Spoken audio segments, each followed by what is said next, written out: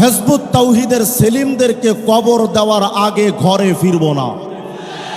বাংলাদেশের টেকনাফ থেকে তেতুলিয়া পর্যন্ত, রূপসা থেকে পাথুরিয়া পর্যন্ত হিজবুত তাওহীদের বিরুদ্ধে আন্দোলন করে রক্ত দেওয়ার জন্য শুধু 2000 নয়, 10,000 নয়, প্রয়োজনে 2 কোটি 5 কোটি লক্ষ জনতা হাজির হতে বাধ্য। জীবন দিব, হিজবুত তাওহীদের আস্তানা বাংলাদেশে থাকতে দিব না। শুধু একটা তারিখ আর সময় চাই। আমি ওয়াদা দিচ্ছি, আমি কাউকে নিব না, আমি একা যাব। জমিনে বসতে চাও, পাতালে বসতে চাও, আসমানে বসতে চাও, হাওয়ায় বসতে চাও, স্বপ্নে বসতে চাও, দৃষ্টিগোচরে বসতে চাও, স্থলে বসতে চাও, জলে বসতে চাও, সেলিম তুমি মনে রেখো, তোমার বাংলাদেশের সংসদ ভবন থেকে নিয়ে তোর বেডরুম পর্যন্ত বসার জন্য আমরা প্রস্তুত আছি। ইসলামের মোকাবেলায় যেই শক্তি আসবে, সে যত বড় পাপের বেটা হোক না কেন, আমাদের আওয়াজ তুলতে হবে। হয়তো তাদের সরকার নিষিদ্ধ করবে, নইলে সারা বাংলাদেশে কবর রচনা করা হবে ওদের। আমাদের আওয়াজ তুলতে হবে। হয়তো শাহাদাত, নইলে খেলাফত, ইসলামী খেলাফত, ইসলামী আইন, সঠিক ইসলামের রূপরেখা এই বাংলার জমিনে স্পষ্টভাবে উঁচু রাখার জন্য বর্তমানে হেফাজতে ইসলামের বিকল্প আর কোনো শক্তি নাই। অতএব আমাদের স্টেজে মুরব্বিয়ানে কেরাম আছেন, আমাদের বাংলাদেশের রাহবার আমির হেফাজত আছেন, মহাসচিব হুজুর আছেন, বাংলাদেশের অসংখ্য ওলামায়ে কেরাম আছেন। আমি শুধু আপনাদের কাছে, ওলামায়ে কেরামের কাছে আমি একটা আবেদন জানাই, আমাদের রাহবার যারা, আপনারা শুধুমাত্র আপনাদের জবান দিয়ে একটা ভূমিকা শুধু অবতীর্ণ হন।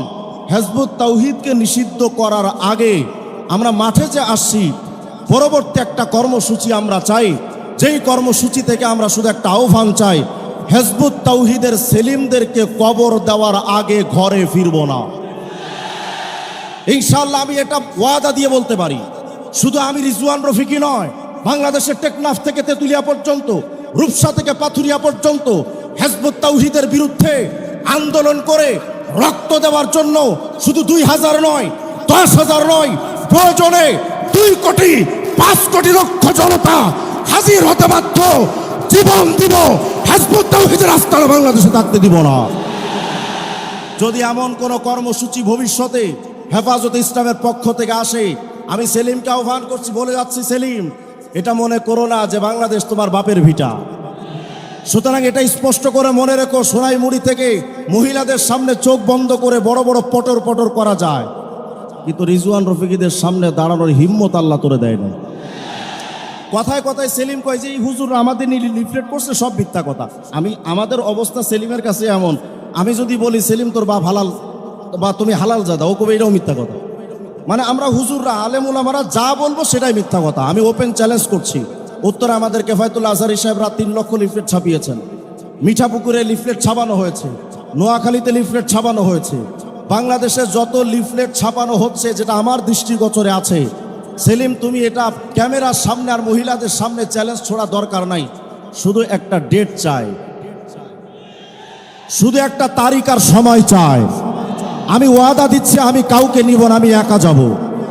জমিনে বসতে চাও, পাতালে বসতে চাও, আসমানে বসতে চাও, হাওয়ায় বসতে চাও, স্বপ্নে বসতে চাও, দৃষ্টিগোচরে বসতে চাও, স্থলে বসতে চাও, জলে বসতে চাও, সেলিম তুমি মনে রেখো, তোমার বাংলাদেশের সংসদ ভবন থেকে নিয়ে তোর বেডরুম পর্যন্ত বসার জন্য আমরা প্রস্তুত আছি। আমাদের চ্যালেঞ্জ থাকবে শুধু একটা, আমি ব্যক্তিগতভাবে চ্যালেঞ্জটা করে যাই, যদি তোমাদের মতবাদ কুফরি আর শিরকে ভরা প্রমাণ করতে না পারি, আমি হিজবুত তাওহীদ গ্রহণ করব। আর যদি প্রমাণ করতে পারি, আমি বেশি কিছু চাবো না, সোনাইমুড়ি থেকে আমাদের গাজীপুর পর্যন্ত তুই 14 গোষ্ঠী সহ নাকে খত দিবি। যদি হিম্মত থাকে মিডিয়ার সামনে, আমি আজকে স্পষ্ট সাক্ষী রেখে বলে যাচ্ছি, যারা মুসলমানদের বেঈমান। আর একটা বিষয় আপনাদের সামনে না দেখালেই নয়, এই যে আমার সামনে একটা বই আছে ওদের, এটার নাম হলো গঠনতন্ত্র। এই গঠনতন্ত্রের 73 নম্বর পৃষ্ঠা যদি পড়েন, তাহলে এখানে আশ্চর্য একটা জিনিস দেখবেন, যেটা হতভম্ব হওয়া ছাড়া কোনো উপায় নাই। স্পষ্ট করে 73 নম্বর পৃষ্ঠায় তাদের অঙ্গীকারনামাটা পাবেন।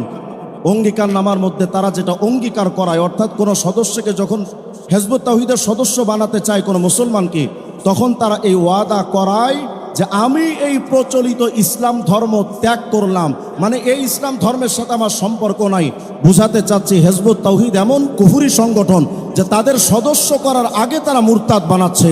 সুতরাং স্পষ্ট বক্তব্য, কুফরি সংগঠন বাংলাদেশে জায়গা দেওয়া হবে। সংক্ষিপ্ত একটি প্রশ্নের জবাব আপনাদের সামনে তুলে ধরতে চাই। আমাদের অনেকের প্রশ্ন হলো হিজবুত তাওহীদ এই শব্দের অর্থ কী? স্বাভাবিকভাবে হিজবুত তাওহীদ এটা প্রচার করে থাকে, হিজবুত তাওহীদ মানে হলো ঈমানের দল। এটা একটা ডাহা টাটকা ফরমালিন মুক্ত মিথ্যা কথা। হিজবুত তাওহীদ শব্দের অর্থ হলো হিজবু তাওহীদিল আদিয়ান। হিজবু তাওহীদিল আদিয়ান অর্থাৎ সকল ধর্মের সমন্বয়ে সম্রাট আকবরের মতো দ্বীনে ইলাহির মতো একটা নতুন ধর্মের নাম হলো হিজবুত তাওহীদ। এটার প্রমাণ আসলে আলোচনা তো লম্বা করার সময় না, আমি জাস্ট দু একটা প্রমাণ আপনাদের সামনে পেশ করে আমার মূল কথায় চলে যাব ইনশাআল্লাহ। এই যে আমার সামনে একটা বই দেখতে পাচ্ছেন, এই বইটার নাম হলো ইসলামের প্রকৃত রূপরেখা। এটার 22 নম্বর পৃষ্ঠার মধ্যে হিজবুত তাওহীদ লিখছে, বর্তমানের চালু এই ইসলামটা আসলে আল্লাহ রসুলের ইসলামই নয়, খ্রিস্টান ইসলাম। মানে আমরা যে ইসলামটা চর্চা করি এটা হলো খ্রিস্টানদের ইসলাম। তাহলে আসল ইসলাম কোনটা? এই যে আমার কাছে আর একটা বই আছে, এটা মহাসত্যের আহ্বান, পৃষ্ঠা নাম্বার 15। এটার মধ্যে স্পষ্ট করে সেলিমরা লিখেছে, এখন এ জাতির সামনে একটি মাত্র পথ খোলা আছে, তা হলো এ জামানার ইমাম, দি লিডার অফ দ্য টাইম জনাব মোহাম্মদ বাইজিদ খান পন্নীর ডাক গ্রহণ করে বর্তমানের প্রচলিত বিকৃত ও বিপরীতমুখী ইসলাম ত্যাগ করে প্রকৃত ইসলাম গ্রহণ করতে হবে। তার মানে এখন যদি কেউ প্রকৃত ইসলাম গ্রহণ করতে চায় তাহলে তার জন্য শুধুমাত্র একটা পথ খোলা আছে, সেটা হলো হিজবুত তাওহীদ মতবাদ গ্রহণ করা। এবং আপনারা জেনে আরও আশ্চর্য হবেন, হিজবুত তাওহীদের ব্যাপারে তাদের মূল্যায়ন, আমাদের ইসলামের ব্যাপারে তারা বলে যে এই ইসলামটা খ্রিস্টানদের বানানো। অথচ চলমান সংকট নিরসনে আদর্শিক লড়াই এই বইয়ের 15 নম্বর পৃষ্ঠার মধ্যে স্পষ্ট করে লিখছে যে হিজবুত তাওহীদ সৃষ্টি করেছেন আল্লাহ স্বয়ং, তিনি একে গত 19 বছর ধরে পরিচালনা করে আসছে। মানে হিজবুত তাওহীদ এটা সরাসরি আল্লাহর প্রতিষ্ঠিত, আল্লাহ এটাকে চালান। এখন আমাদের জানার দরকার হলো যে যেই ধর্মটা আল্লাহ বানালেন সেই ধর্মটার মধ্যে আমি আপনাদের কাছ থেকে শুরুতে জানতে চাই, ইসলাম ধর্মের স্তম্ভ কয়টা? এর মধ্যে প্রথম স্তম্ভের নাম ঈমান, প্রথম স্তম্ভের নাম বুনিয়াল ইসলাম আলা খামস শাহাদাতি আল্লাহ ইলাহা ইল্লাল্লাহ, প্রথমটাই হলো ঈমান। কিন্তু আপনারা জেনে আশ্চর্য হবেন, হিজবুত তাওহীদ নাম দেয় অর্থাৎ ঈমানের দল, অথচ তাদের শ্রেণীহীন সমাজ সাম্যবাদ প্রকৃত ইসলাম বইয়ের 52 নম্বর পৃষ্ঠার মধ্যে স্পষ্ট করে লিখছে, আমরা বলি না যে আপনারা আল্লাহ বিশ্বাসী হয়ে যান, মোমেন হয়ে যান, পরকালে বিশ্বাসী হয়ে যান। আল্লাহর প্রতি কে ঈমান আনবে কে আনবে না সেটা তারা আল্লাহর সঙ্গে বুঝবে। সুতরাং আল্লাহর প্রতি বিশ্বাস স্থাপন করানো আমাদের কাজ নয়। তাহলে আমি বলতে চাচ্ছি যেটা, যাদের মিশনের মধ্যে ঈমানটাই নাই সেই মিশনটা নিশ্চয়ই আল্লাহর তৈরি নয়, ওটা শয়তানের তৈরি করা। সুতরাং সেই দৃষ্টিকোণ থেকে এদেরকে হিজবুত তাওহীদ না বলে হিজবুত শয়তান বলাটাই যুক্তিসঙ্গত।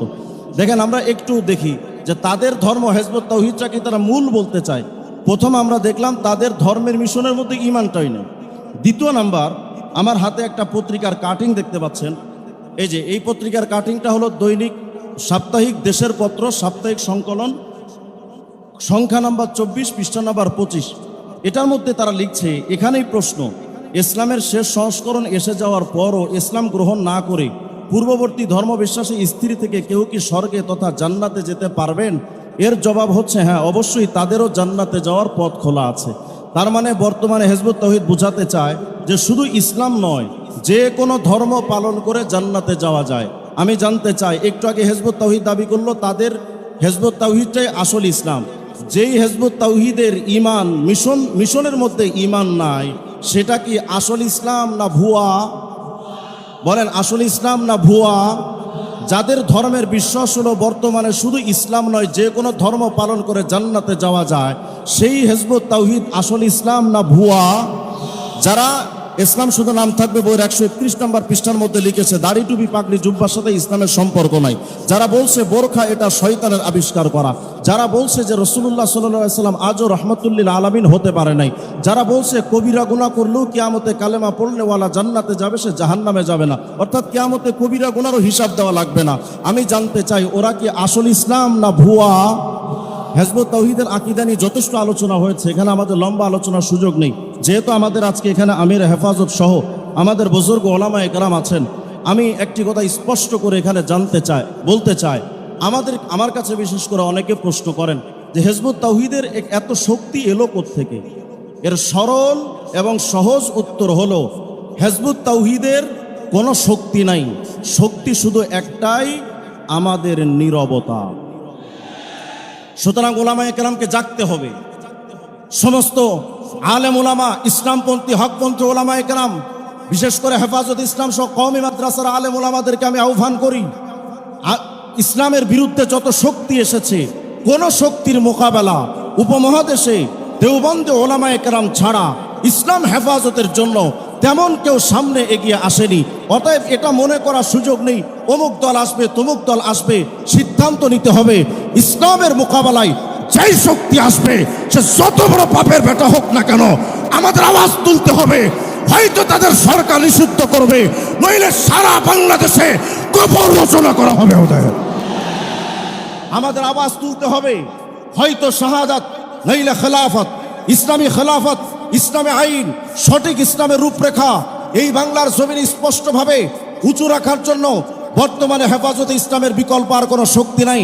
অতএব আমাদের স্টেজে মুরব্বিয়ানে কেরাম আছেন, আমাদের বাংলাদেশের রাহবার আমির হেফাজত আছেন, মহাসচিব হুজুর আছেন, বাংলাদেশের অসংখ্য ওলামায়ে কেরাম আছেন। আমি শুধু আপনাদের কাছে, ওলামায়ে কেরামের কাছে আমি একটা আবেদন জানাই, আমাদের রাহবার যারা, আপনারা শুধুমাত্র আপনাদের জবান দিয়ে একটা ভূমিকা শুধু অবতীর্ণ হন। হিজবুত তাওহীদকে নিষিদ্ধ করার আগে আমরা মাঠে যে আসছি, পরবর্তী একটা কর্মসূচি আমরা চাই, যেই কর্মসূচি থেকে আমরা শুধু একটা আহ্বান চাই, হিজবুত তাওহীদের সেলিমদেরকে কবর দেওয়ার আগে ঘরে ফিরব না। ইনশাআল্লাহ আমি এটা ওয়াদা দিয়ে বলতে পারি। শুধু আমি রিজওয়ান রফিকি নয়, বাংলাদেশের টেকনাফ থেকে তেতুলিয়া পর্যন্ত, রূপসা থেকে পাথুরিয়া পর্যন্ত হিজবুত তাওহীদের বিরুদ্ধে আন্দোলন করে রক্ত দেওয়ার জন্য শুধু 2000 নয়, 10,000 নয়, প্রয়োজনে 2 কোটি 5 কোটি লক্ষ জনতা হাজির হতে বাধ্য। জীবন দিব, হিজবুত তাওহীদের আস্তানা বাংলাদেশে থাকতে দিব না। যদি এমন কোন কর্মসূচি ভবিষ্যতে হেফাজতে ইসলামের পক্ষ থেকে আসে, আমি সেলিমকে আহ্বান করছি, বলে যাচ্ছি, সেলিম এটা মনে করো না যে বাংলাদেশ তোমার বাপের ভিটা। সুতরাং এটা স্পষ্ট করে মনে রেখো, সোনাইমুড়ি থেকে মহিলাদের সামনে চোখ বন্ধ করে বড় বড় পটর পটর করা যায়, কিন্তু রিজওয়ান রফিকিদের সামনে দাঁড়ানোর হিম্মত আল্লাহ তোরে দেয় না। কথায় কথায় সেলিম কয় যে এই হুজুর আমাদের নিয়ে লিফলেট করছে, সব মিথ্যা কথা। আমাদের অবস্থা সেলিমের কাছে এমন, আমি যদি বলি সেলিম তোর বাপ হালাল বা তুমি হালাল জাদা, ও কবে এটাও মিথ্যা কথা। মানে আমরা হুজুররা, আলেম উলামারা যা বলবো সেটাই মিথ্যা কথা। আমি ওপেন চ্যালেঞ্জ করছি। উত্তরে আমাদের কেফায়েতুল্লাহ আজহারী সাহেবরা 3 লক্ষ লিফলেট ছাপিয়েছেন, মিঠাপুকুরে লিফলেট ছাপানো হয়েছে, নোয়াখালীতে লিফলেট ছাপানো হয়েছে, বাংলাদেশে যত লিফলেট ছাপানো হচ্ছে যেটা আমার দৃষ্টিগোচরে আছে, সেলিম তুমি এটা ক্যামেরার সামনে আর মহিলাদের সামনে চ্যালেঞ্জ ছোড়া দরকার নাই। শুধু একটা ডেট চাই, শুধু একটা তারিখ আর সময় চাই। আমি ওয়াদা দিচ্ছি, আমি কাউকে নিব না, আমি একা যাব। জমিনে বসতে চাও, পাতালে বসতে চাও, আসমানে বসতে চাও, হাওয়ায় বসতে চাও, স্বপ্নে বসতে চাও, দৃষ্টিগোচরে বসতে চাও, স্থলে বসতে চাও, জলে বসতে চাও, সেলিম তুমি মনে রেখো, তোমার বাংলাদেশের সংসদ ভবন থেকে নিয়ে তোর বেডরুম পর্যন্ত বসার জন্য আমরা প্রস্তুত আছি।